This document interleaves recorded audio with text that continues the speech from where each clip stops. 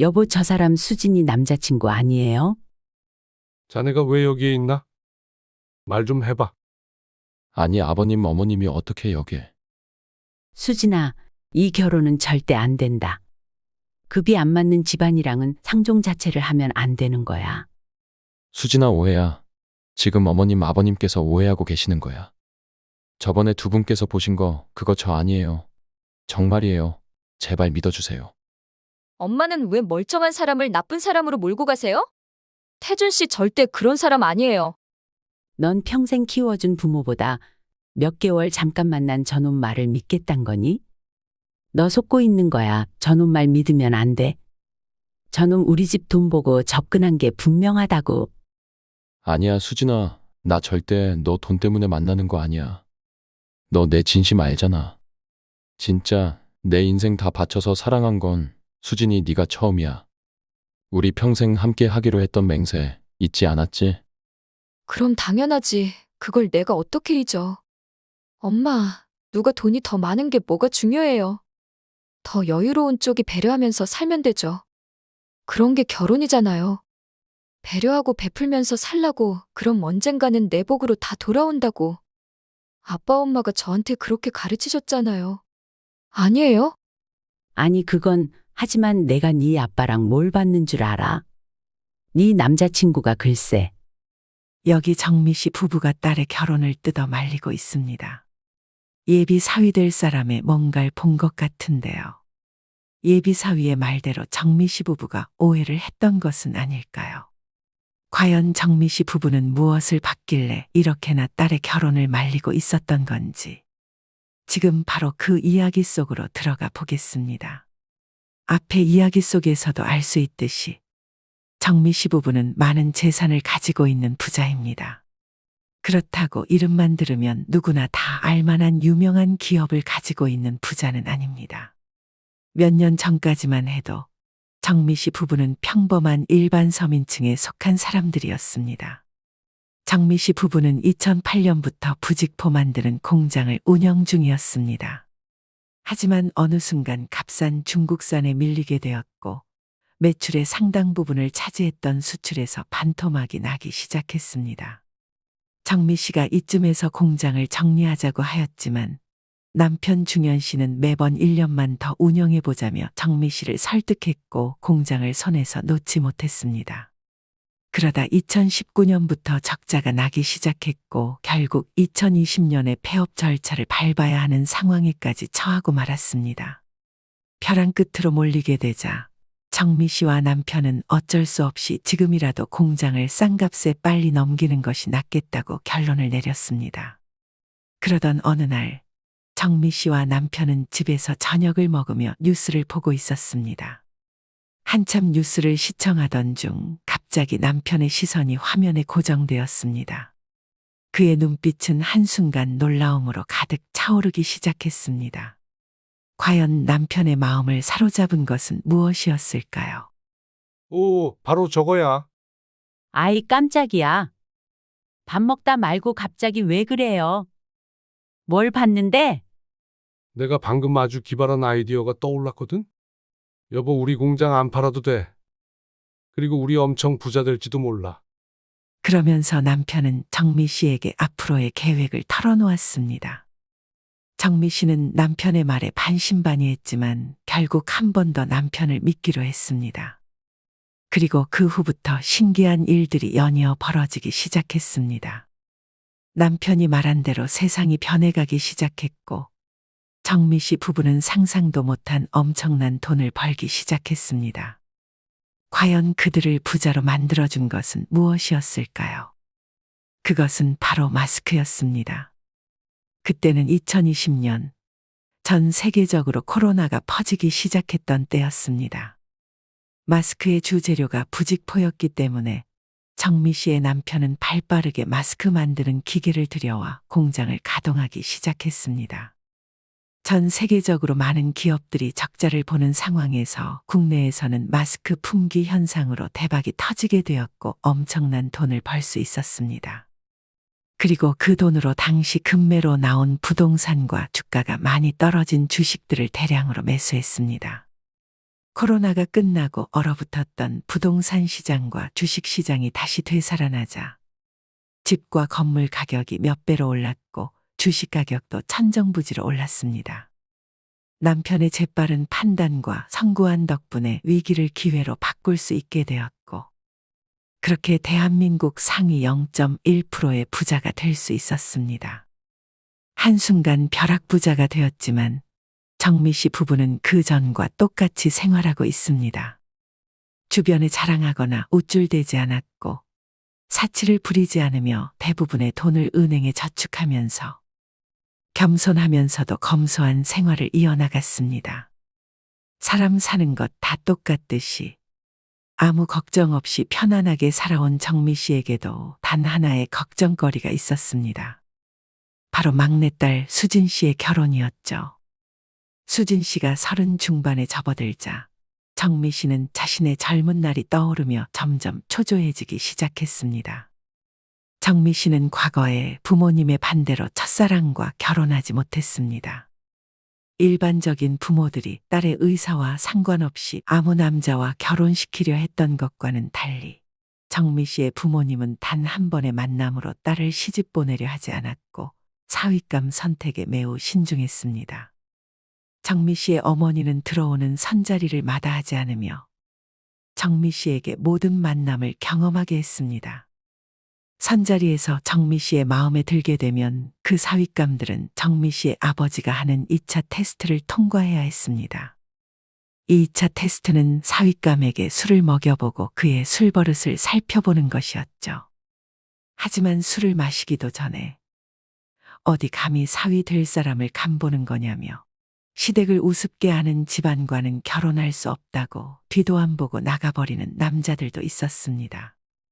급기야 술상까지 엎어버리는 사람들도 있었죠. 또 어떤 사윗감들은 어이 김씨 나랑 화투 한 판 어때? 라며 정미 씨 아버지에게 반말을 하기도 했습니다.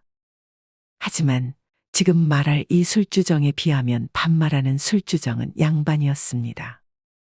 어떤 남자들은 정미 씨와 정미 씨 어머니를 술집 여자로 대하듯 저질스럽게 행동했습니다.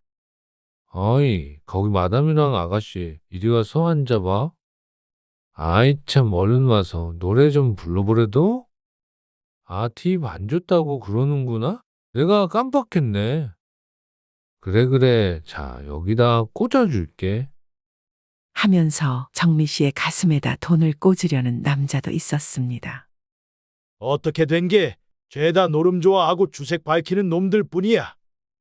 그러게요.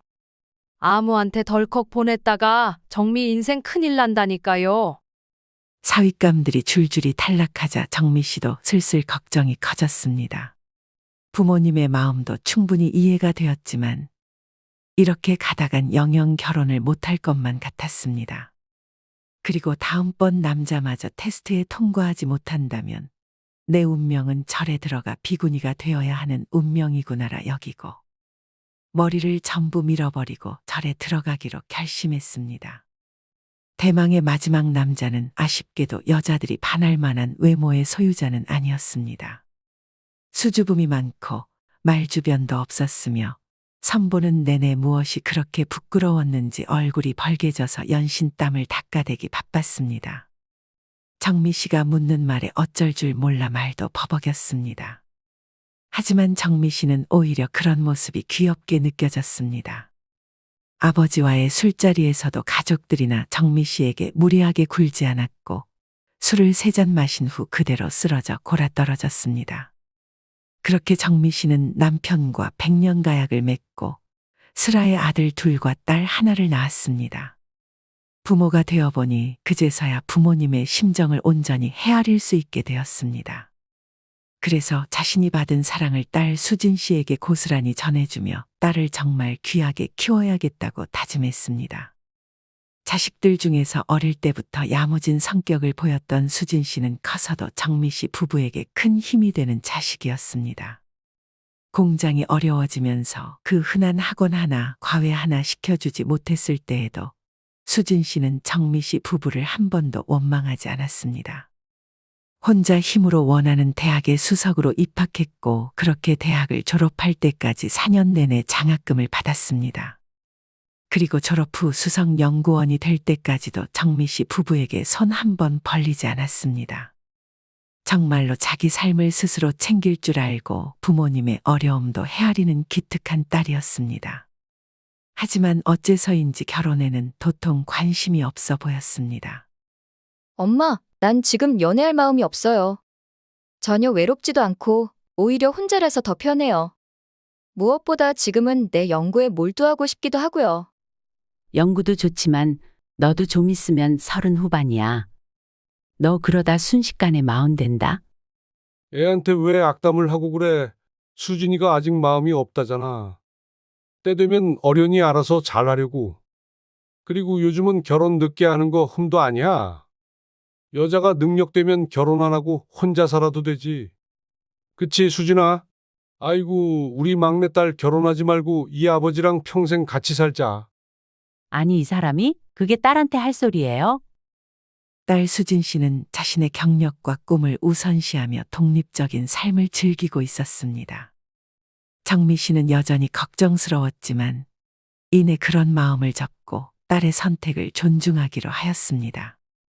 그렇게 정미 씨가 마음을 단념할 즈음 딸 수진 씨가 뜻밖의 이야기를 전했습니다. 엄마, 아빠, 저 만나는 사람 생겼어요. 정말? 같은 연구소 사람이니? 아니요, 그건 아니고 개인 사업하는 사람이에요. 그래? 누가 소개해 준 거야? 자세한 건 남자친구 소개할 때 말씀드릴게요. 그냥 다음에 만나면 편견 없이 봐주세요. 그 말을 듣고 대뜸 편견 없이 봐달라는 게 무슨 뜻인지 궁금해져 걱정이 되었지만 섣불리 추측하고 판단할 수는 없었습니다. 그렇게 일주일 뒤 딸이 남자친구를 데리고 왔습니다. 안녕하십니까, 아버님, 어머님. 저는 수진이랑 교제 중인 박태준입니다. 이렇게 만나 뵙게 되어 정말 영광입니다. 어이구, 씩씩해서 좋네. 반가워요. 그래요, 어서 들어와요. 수진이 너 연구하는 게 더 좋다고 할 땐 언제고? 아, 수진이가 어련히 알아서 잘할 거라 그랬잖아. 수진이 너 아빠랑 평생 살자는 말에 후다닥 남자친구 만들었구나. 아빠도 참 그런 거 아니에요. 아버님, 어머님, 듣던 대로 정말 미남 미녀십니다. 수진이가 이렇게 예쁜 이유가 궁금했는데 두 분 모두 닮아서 예쁜 거였네요. 정미 씨는 씩씩하고 당당하게 인사하는 예비 사위를 보면서 참 남자답고 듬직한 청년이라고 생각했습니다. 딸이 연구실에만 틀어박혀 있어서 남자에게는 전혀 관심이 없을 줄 알았는데 조용한 딸이 어떻게 이렇게 외향적인 청년을 만나게 되었는지 궁금해졌습니다. 우리 수진이랑은 처음에 어디서 만나게 된 거예요? 아, 처음에 제가 일하는 곳에서 만났습니다. 저기 실례가 안 된다면 무슨 일 하는지 물어봐도 될까요? 네, 그럼요. 당연하죠, 어머님. 저는 휴대폰 대리점 5개 운영하고 있습니다. 수진이가 매장 안으로 들어오는데 후광이 비치면서 도저히 눈을 못 뜨겠더라고요. 그때 제가 한눈에 반해버렸죠. 아, 그럼 누구 딸인데 안 반하고 배겨? 아, 그랬구나. 젊은 나이에 대리점을 5개나 운영하고 정말 대단하네요. 그동안 정말 고생 많았겠어요. 맞습니다, 어머님. 제가 처음 대리점을 차렸을 때는 정말 힘들었죠. 매장에 손님이 오지 않아서 하루에 10시간씩 밖으로 영업을 다녔어요. 한 달에 100명 이상 가입시켜서 본사에서 표창장도 받아봤고 솔직히 전국에서 저만큼 열심히 하고 잘하는 사람은 없을 거예요. 그래서 아무리 사람들이 저더러 폰팔이라고 무시해도 전 신경 안 씁니다. 만약에 다시 옛날로 돌아갈 수 있는 기회가 생긴다 해도 전 또 똑같이 이 일을 선택할 거예요. 그만큼 제가 자부심을 가지고 하는 일이니까요. 그리고 제가 매장을 5개까지 늘릴 수 있었던 데에는 직원들의 덕이 가장 큽니다. 제가 인복이 좋아서 그런지 좋은 직원들을 많이 만났고 그 덕분에 지금까지 문제없이 운영하고 있습니다. 자수성가한 사람이라면 누구나 자신의 성공 스토리를 자랑하고 싶어 하기 마련입니다. 하지만 대부분 사람들은 자신이 성공할 수 있었던 이유를 자신의 잘난 능력 덕분이라고 생각하고 아랫사람의 공은 모르쇠하거나 무시해버립니다. 예비 사위도 살짝 허세를 부리며 자랑스럽게 이야기를 했지만 자신의 성공을 직원들의 공으로 돌리는 모습에서 아랫사람을 위하는 겸손함과 미덕을 느낄 수 있었습니다. 또 직업에 귀천을 두지 않는 태도와 자기 일에 대한 자부심도 마음에 들었고 남의 자식이지만 정말 기특하다는 생각이 들었습니다. 우리 수진이가 연애를 많이 안 해봐서 그동안 서툰 부분이 좀 많았을 것 같네요. 아닙니다. 전 오히려 그런 수진이의 맑고 순수한 모습에 반했는걸요? 그러니까 아버님, 어머님, 수진이를 제게 주십시오. 수진이 손에 물 한 방울 안 묻히게 하고 지금 하는 일도 계속할 수 있게 해줄 겁니다.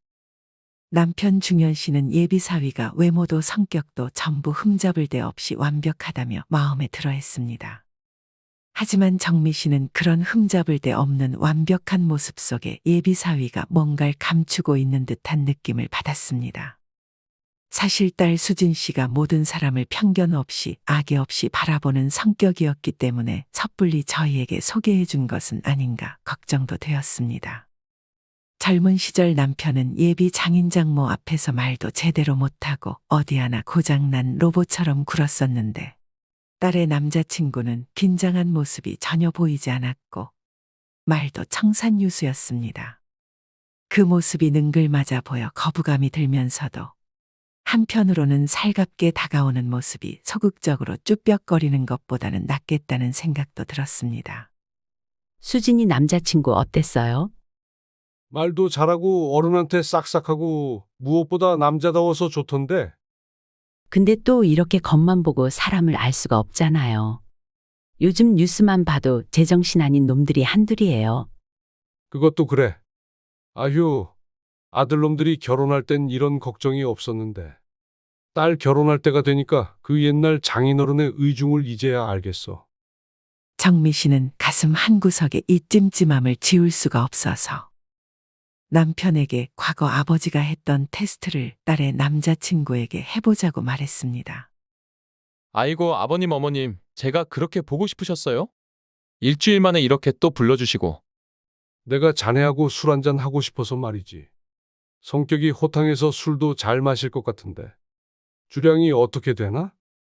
제가 겉보기에는 완전 술고래처럼 생겼어도 술을 입에도 못 댑니다. 술자리도 정말 싫어하고요. 하지만 오늘 아버님이 주시는 술은 제가 열심히 마셔보겠습니다.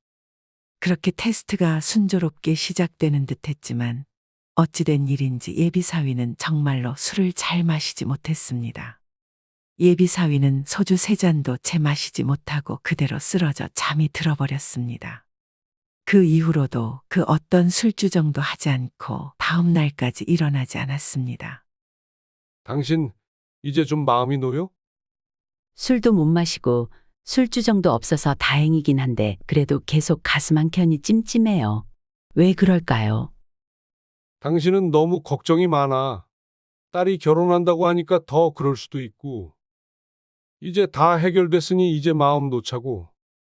하지만 정미 씨는 여전히 걱정을 지울 수가 없었고 예비 사위가 다녀간 이후로 마음이 더 싱숭생숭해졌습니다. 처음엔 딸의 결혼이 늦어질까 걱정했는데 막상 딸이 남자친구를 데려오자 또 다른 걱정을 하는 자신이 바보 같았습니다. 그렇게 며칠을 걱정하다가 얼마 전에 딸을 결혼시킨 친구 영숙 씨에게 전화를 걸었습니다. 영수가 요즘 어떻게 지내? 잘 지내고 있지? 그럼 너도 잘 지내지? 나는 요즘 식당에 배달 주문이 많아서 바쁘네. 그런데 웬일로 전화를 한 거야? 그냥 연락 안 한 지도 한참 됐고 너희 딸은 결혼하고 잘 사는지도 궁금하고.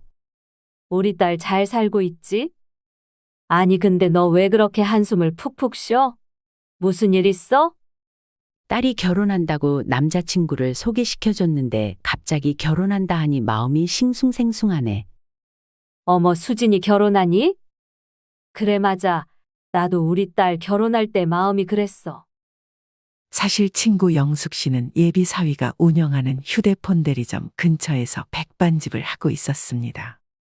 처음 예비 사위에게 대리점 위치를 들었을 때 이런 우연이 있나 하고 친구의 가게를 알려줄까도 싶었지만 혹시 몰라 말을 하지 않았었습니다. 정미 씨는 친구에게도 이 사실을 숨긴 채 이것저것 물어보았습니다. 그런데 배달 때문에 바빠서 어떡하니? 너희 가게 근처에 있는 휴대폰 대리점에서도 배달 많이 시켜? 응, 거기서도 자주 시키지? 그럼 거기 매장 사장도 잘 알아? 저번에 나 핸드폰 바꿀 때 한 번 봤는데 처음 보는데도 나한테 엄마 엄마 하면서 어찌나 능글맞게 구는지 사람 구슬리는 말재간이 보통이 아니더라니까. 그런데 그 사장은 왜? 너 아는 사람이야? 정미 씨가 이것저것 캐묻는 게 이상했는지 도대체 무슨 일이냐며 친구가 물었습니다. 정미 씨는 그제서야 감추고 있던 이야기를 꺼냈습니다. 아휴, 얘는 진작에 말을 하지. 뭔가 정확히 말로 표현은 못하겠는데 네 촉이 그렇다는 거지? 응, 맞아. 그냥 있는 그대로 믿어주자 생각하면서도 속에 무슨 꿍꿍이가 있는 게 아닌가 자꾸 의심하게 돼. 드라마처럼 나도 사람 써서 속 시원하게 알아볼까 생각도 해봤는데 아무리 생각해도 그건 죄책감 들 것 같고. 만약에 그렇게 알아봤다가 내가 괜한 사람 오해해서 그 사람이 수진이한테 헤어지자 하면 수진이가 날 얼마나 원망하겠어. 죄책감은 무슨? 너 죄책감 걱정하다가 수진이 인생 망칠 일 있어? 너 명자 언니 알지? 그 언니 요즘에 왜 모임에 안 나오는 줄 알아? 그러게 언니가 요즘 통 모임에 안 나오더라. 연락해도 전화도 안 받고. 명자 언니도 참 안 됐지. 사실 딸이 사위한테 맞아서 난리도 아니었어. 그래서 그놈한테 이혼하자 했더니 그 못된 놈이 글쎄 이혼 못 해준다 협박하면서 손주를 데리고 도망가 버렸다는 거야. 그것 때문에 몇 달 동안 소송한다고 언니가 맘고생이 이만저만이 아니었어. 근데 모임은 왜 안 나와? 언니가 잘못한 것도 아니고 그놈이 잘못했는데. 그 언니가 모임에 나올 때마다 얼마나 사위 자랑을 해댔니? 그동안 자랑한 게 부끄러워서 모임에 못 나오는 거지 뭐. 암튼 그러니까 너도 잘 알아봐야 해. 그놈도 처음엔 멀쩡해 보였다 했으니까. 친구의 말에 정미 씨의 머릿속은 더 복잡해졌습니다. 아, 그럼 되겠네. 혹시 너희 남편 오토바이 탈 줄 알아? 응, 우리 남편 젊을 때 늘 하던 게 오토바이 배달이었는데. 근데 왜? 잘 됐네. 그럼 며칠 동안 우리 가게에 와서 그 예비사위 지켜보는 게 어때? 어차피 너랑 남편 시간도 남아돌잖아. 너는 가게에 있다가 그 사람 오면 숨어서 지켜보고 배달 들어오면 너희 남편이 가서 쓱 보고 오면 되겠다. 한 일주일 정도 지켜보면 되지 않겠어? 어때? 친구의 제안은 나쁘지 않은 제안이었고 남편도 흔쾌히 동의했습니다. 그렇게 정미 씨 부부는 다음 날부터 친구 가게로 출근했습니다. 정미 씨는 위생모와 마스크를 쓰고 주방에서 설거지를 했고 정미 씨의 남편은 뿔테 안경과 마스크로 얼굴을 가렸고 그 위에 헬멧을 썼습니다. 말 안 하면 못 알아보겠는데 설마 우릴 알아보겠어? 하지만 이튿날까지 아무 소득이 없었습니다. 예비 사위는 식당에 와서 밥을 먹지 않았고 배달을 가도 예비 사위를 볼 수 없었습니다. 그러다 3일째 되는 날 식당으로 바로 전화가 왔습니다. 정미야, 방금 전화한 사람 너희 예비사위 같은데? 수진이 아빠, 제가 얼른 만들어줄 테니까 배달 가보세요. 정미 씨의 남편은 떨리는 마음으로 배달을 갔습니다. 포장한 음식을 들고 매장 안으로 들어서자 예비사위가 눈에 들어왔습니다. 그러자 예비사위는 남편을 보고 잠깐 기다리라는 듯 거만하게 손을 까딱거렸습니다. 어이, 이봐요, 아줌마. 그쪽 어머님께서 분명히 이 모델로 한다 하셨다니까요? 나는 해달라는 대로 개통해드린 것 뿐이라고. 할머니가 말해보세요. 할머니가 이거로 해달라고 했잖아요. 웜에 보소. 말이 되는 소리를 해야지. 눈도 지대로 잘 안 보이는 노인네한테 아그들이 살만한 200만 원짜리 핸드폰을 보여줘 놓고는 이것이 눈탱이가 아니면 무엇이란 말이여.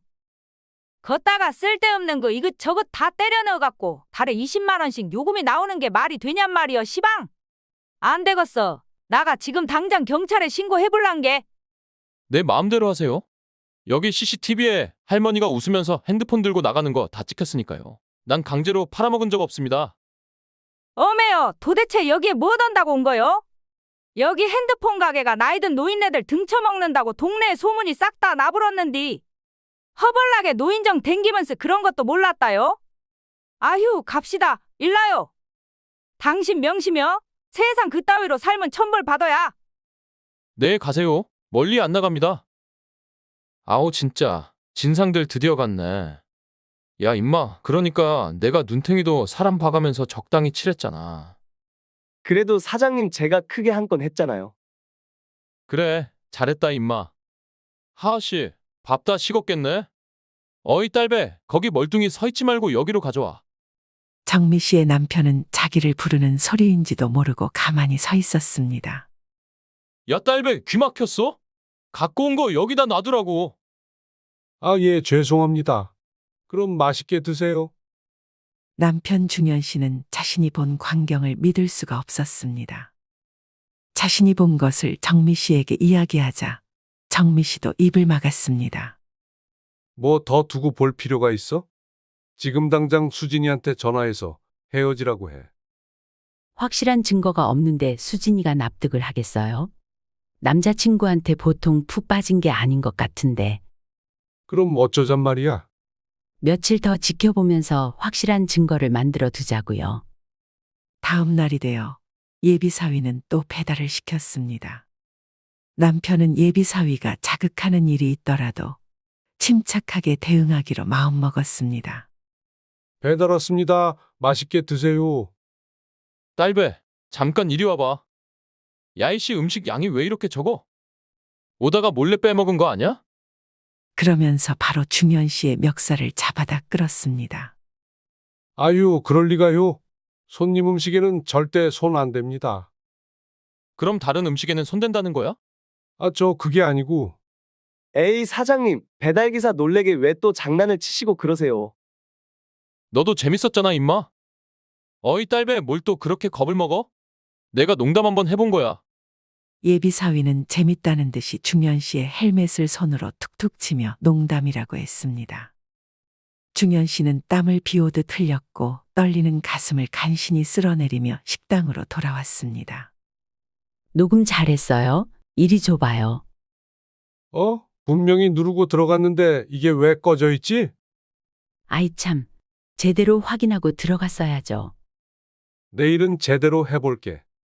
하지만 그 후로 일주일이 넘도록 예비 사위는 배달을 시키지 않았고 정미 씨와 중현 씨도 점점 지쳐가고 있었습니다. 하루 이틀도 아니고 이제 도저히 힘들어서 못 기다리겠어요. 그래, 수진이한테는 다른 핑계 대면서 잘 타일러 보자고. 그동안 고생 많았어요. 일한 거는 내가 두둑히 챙겨줄게요. 아닙니다. 괜찮습니다. 오히려 저희 때문에 장사 방해된 건 아닌지 모르겠네요. 그런데 그때 식당 문을 열고 예비 사위가 들어왔습니다. 여기가 김치찌개가 기가 막히거든? 여기서 간단히 먹고 강남으로 넘어가자. 아줌마, 여기 김치찌개랑 소주 2병. 정미 씨 부부와 친구는 순간 놀래서 우왕좌왕했지만 이내 자리를 잡고 예비 사위 무리를 지켜봤습니다. 중현 씨는 뒤돌아 앉아서 전단지를 정리하는 척했고 정미 씨는 마스크를 올려 쓰고 테이블을 닦았습니다. 야, 근데 너 진짜 결혼할 거야? 지금 결혼하면 안 아쉽겠어?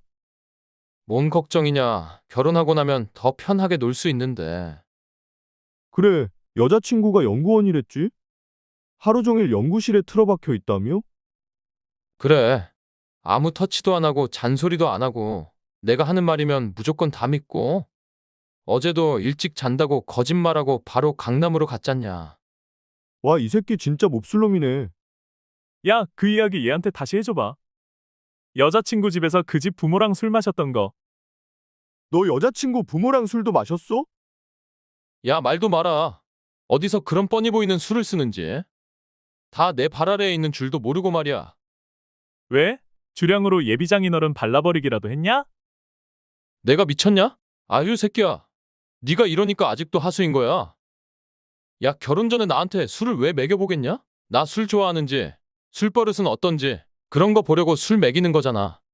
와, 그거 너무 조선시대 수법인데? 그래서 소주 2잔 마시고 꽐라된 척 하면서 그 자리에 누워서 자는 척 해줬지.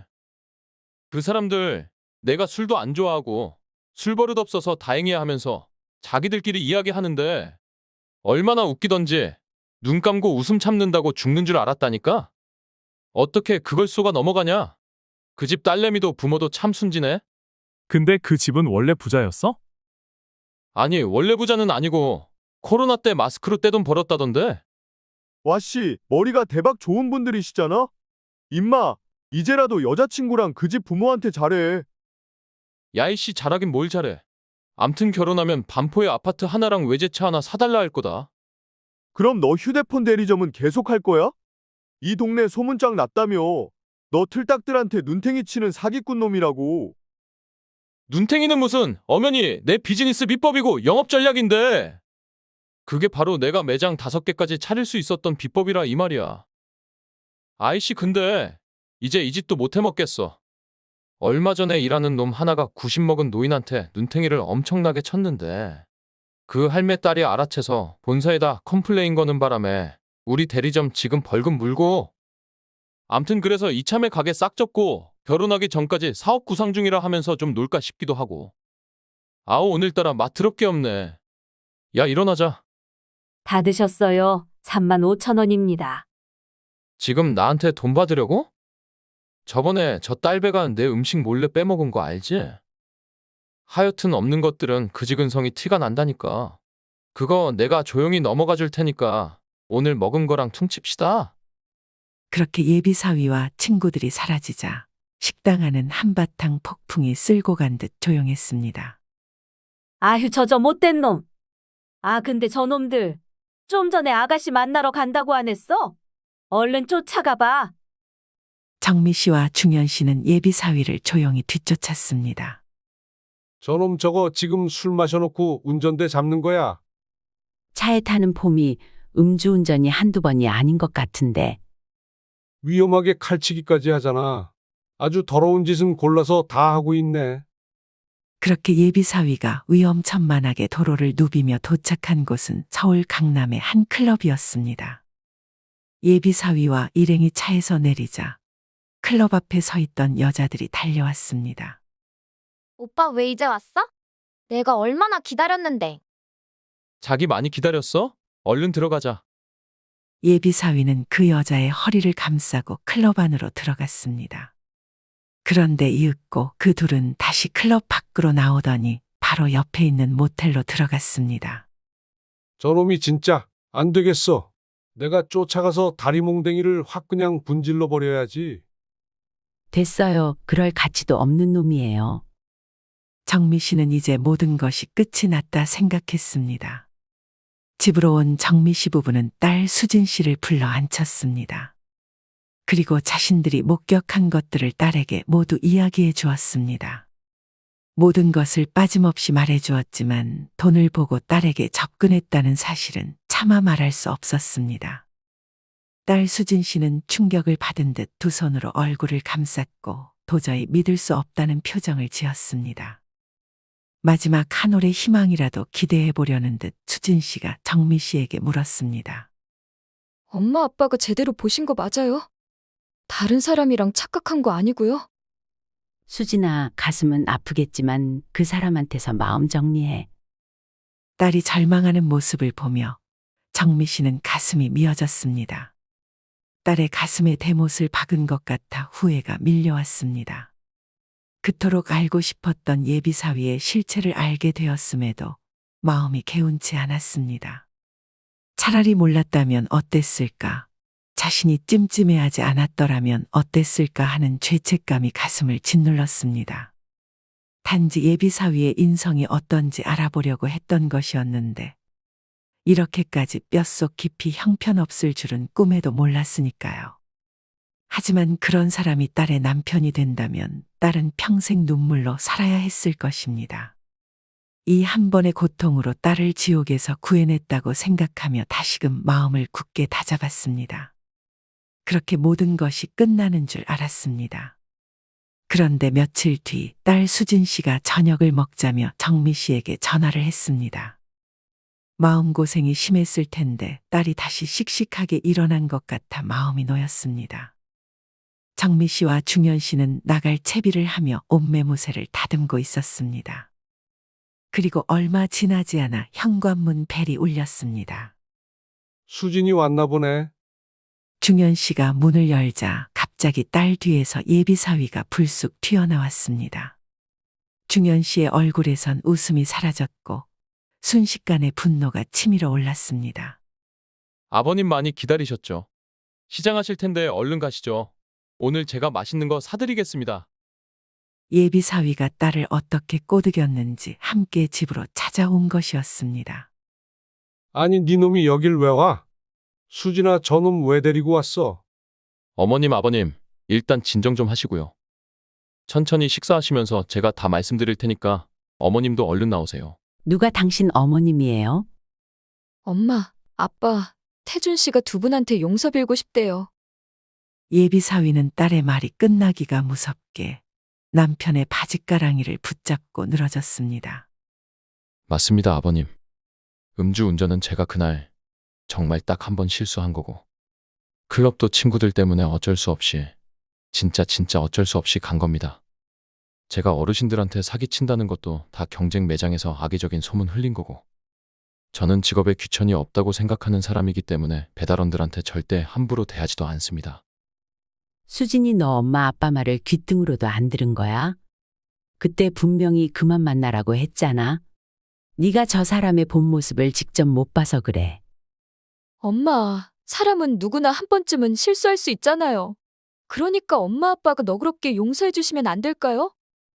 너한테 이것만은 보여주지 않으려고 했는데 네가 이걸 보고 우리를 원망하더라도 너한테 저놈의 실체를 꼭 알려줘야겠어. 엄마 아빠는 더 이상 네가 망가지는 거 볼 수 없다. 그리고는 휴대폰을 꺼내 식당에서부터 찍은 영상을 보여주었습니다. 딸 수진 씨는 믿을 수 없다는 듯 예비사위를 쳐다봤고 예비사위는 자리에서 일어나더니 몸을 부들부들 거리기 시작했습니다. 더 이상 자신이 유리한 쪽으로 상황을 되돌릴 수 없을 것 같자 예비사위는 되려 적반하장으로 말했습니다. 와, 진짜 소름이네. 아니, 지금 나 따라다니면서 몰래 촬영한 거야? 당신들 미쳤어? 드디어 본성 드러나는구만. 고작 핸드폰 매장 5개 가지고 있으면서 남들보다 돈 조금 더 벌고 있다고 자네가 대단하다고 생각해. 노인들 상대로 사기치고 자기보다 못한 것 같으면 전부 아래로 깔보는 모습이 참 가짠더구만. 자네, 내가 배달 갔을 때 나를 딸배라고 부르며 음식 빼먹었다고 모함하고 심지어 내 멱살까지 잡지 않았나? 입이 있으면 한마디 해보게. 그래서 지금 뭐 사과 바라는 거예요? 예, 뭐 죄송합니다. 참 죄송하네요. 지금 그게 사과하는 태도인가? 더 긴 말 할 필요 없고 이제 진짜로 더 이상 우리 수진이랑 만나지도 말고 깨끗하게 끝내게. 충격으로 아무 말도 않고 있던 수진 씨가 예비사위에게 다가갔습니다. 정미 씨는 또다시 딸이 예비사위 편을 들까봐 겁이 났습니다. 하지만 딸 수진 씨는 예비사위 팔을 치며 울면서 화를 냈습니다. 오빠 진짜 이런 사람이었어? 아이씨, 짜증나게 다 봐놓고 왜 물어? 결혼도 못할 것 같은 거 내가 데려가 구제해 주려고 했더니 순진한 줄 알았는데 너희 부모 참 영악하다? 아니, 근데 한번 물어나 봅시다.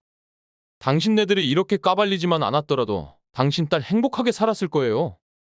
그리고 대한민국에 사기 안 치고 돈 버는 놈들이 몇이나 있다고 그렇게 고결한 척 하세요? 저는 인성이고 나발이고 돈이 제일 중요합니다.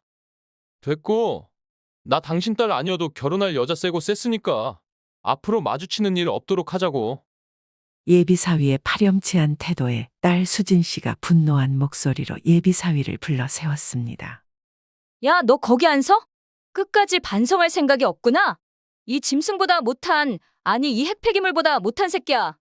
네가 나를 농락한 건 참아도 우리 엄마 아빠 가슴에 피눈물 나게 하는 건 못 참아. 당장 사과해.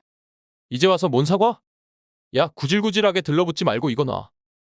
그러자 수진 씨는 냉장고를 열어서 뭔가를 찾더니 멸치 액젓을 꺼내와 그대로 예비사위의 얼굴에 부어버렸습니다. 아, 이거 뭐야? 무슨 냄새야? 야, 너 진짜 미쳤어. 이거도 엄연히 폭행이라고 알아? 그래서 뭐 신고라도 하게? 그래, 너 꼭 신고해라. 그깟 갱값 너 같은 새끼 떨궈낸 값이라 생각하고 물어주면 그만이야. 갱값 좋아하시네. 내가 합의해줄 것 같아? 절대 안 해줘. 내가 너 꼭 콩밥 먹일 거야. 그렇게 예비사위는 아파트가 떠나가라 소리를 지르며 사라졌습니다. 엄마, 아빠, 저 때문에 그런 치욕을 당하게 해드려서 죄송해요. 아니야, 수진아. 우리 딸 정말 멋있었어. 아빠가 얼마나 통쾌했는지 몰라. 그래, 수진아, 엄마도 정말 속이 시원했어. 근데 저놈이 정말 신고하면 어쩌죠? 절대 그럴 일은 없을 거야. 지가 그동안 한 짓이 있는데 절대 신고 못하지. 남편 중현 씨의 예상대로 예비사위는 딸 수진 씨를 고소하지 않았습니다. 자기도 그간 저지른 일들이 있었기에 조용히 넘어간 것 같았습니다. 뜻밖에도 예비사위는 그 후 TV에서 모습을 드러냈습니다. 모자이크 처리된 얼굴과 음성 변조된 목소리였지만 말투나 행동거지가 확실히 예비사위였습니다. 결국 고령의 노인들에게 휴대폰 약정과 요금으로 사기를 친 사실이 방송국에 알려지게 되었고 예비사위의 사기 행태가 TV를 통해 전국적으로 까발려지게 되었습니다. 정미 씨와 가족은 한 차례 큰 파도를 만났지만 힘을 합해 그 고난을 이겨냈습니다. 마냥 여릴 줄만 알았던 딸은 아주 단단하고 강한 딸이었습니다. 정미 씨와 중현 씨는 딸의 성장에 깊은 감동을 받았습니다. 그리고 어려운 상황 속에서도 서로를 지지하며 가족의 소중함을 다시 한번 깨달았습니다. 딸 수진 씨는 이 경험을 통해 더욱 성숙해졌고 자신의 꿈을 향해 나아갈 결심을 다졌습니다. 그리고 앞으로는 사람을 사귈 때에 좀 더 신중하고 이성적인 태도를 가져야겠다 다짐했습니다. 여러분, 오늘 이야기 어떻게 들으셨나요? 열길 물속은 알아도 한길 사람 속은 모른다는 속담과 딱 맞는 이야기였던 것 같습니다. 오늘 이야기와 비슷한 경험을 하셨거나 공감하시는 분들이 계시다면 댓글로 의견을 남겨주시고 다른 분들께도 공유해 주셔서 함께 이야기 나누어 보셨으면 좋겠습니다. 이상으로 오늘의 영상 마치겠습니다. 모든 구독자 여러분 그리고 시청자 여러분의 행복한 앞날을 기원하겠습니다. 그럼 다음에 더 좋은 영상으로 찾아뵙겠습니다. 감사합니다.